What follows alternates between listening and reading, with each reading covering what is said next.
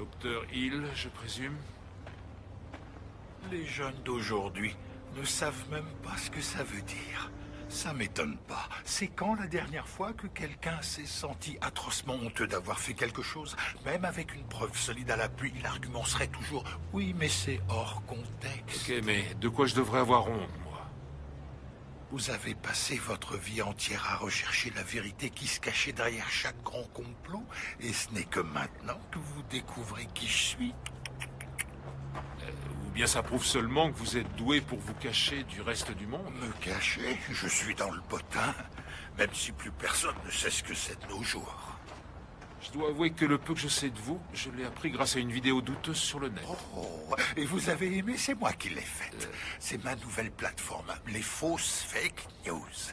Ça consiste à ne parler que de faits vérifiés, mais présentés de façon à ce que personne n'en croie un traître mot. Dans quel but?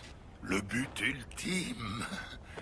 Donc, lorsque j'ai appris que vous connaissiez enfin mon existence, mon cher Mulder, j'ai pensé qu'il serait plus professionnel de vous rencontrer pour vous dire ce qui va suivre en personne. Vous êtes mort. Oh. Non, ça sonne mal. Désolé, je ne voulais pas vous faire peur. Vous êtes un has-been. Votre heure de gloire est derrière vous. Je vois. Et qu'est-ce que vous appelez mon heure de gloire? Eh bien, c'est une période au cours de laquelle les gens de pouvoir pensent qu'ils peuvent garder leurs secrets secrets. Et ils sont prêts à faire tout ce qu'ils peuvent pour que ça continue. C'est fini ce temps-là, je vous assure. On est entré dans une ère post-complot, post-dissimulation, si je puis dire ainsi. Et ça ne m'étonnerait pas que les jeunes trouvent une formule pour décrire le phénomène. Poco, par exemple. On les entendra dire « Oh, c'est trop poco ». Là, vous regretterez vraiment de ne pas être mort. Tant que la vérité éclate, ça me va.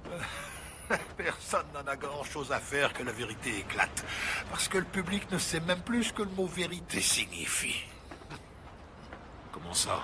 Eh bien, je pense que les gens ne sont plus capables de faire la différence entre ce qui est vrai et ce qui est faux. Je crois qu'il y a toujours une vérité objective, une réalité objective.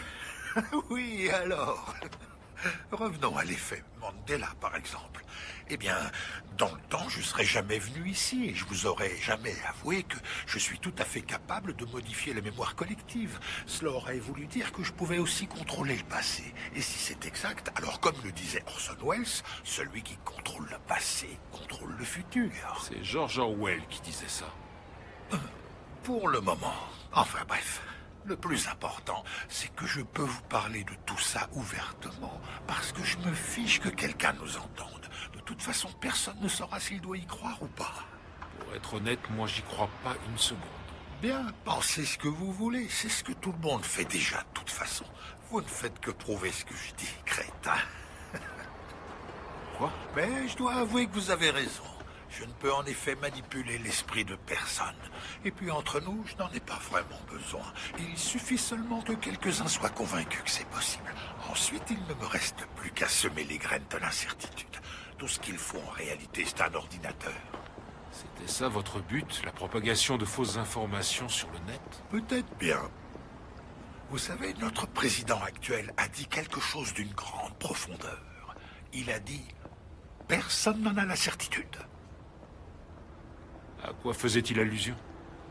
Qu'est-ce que ça peut faire?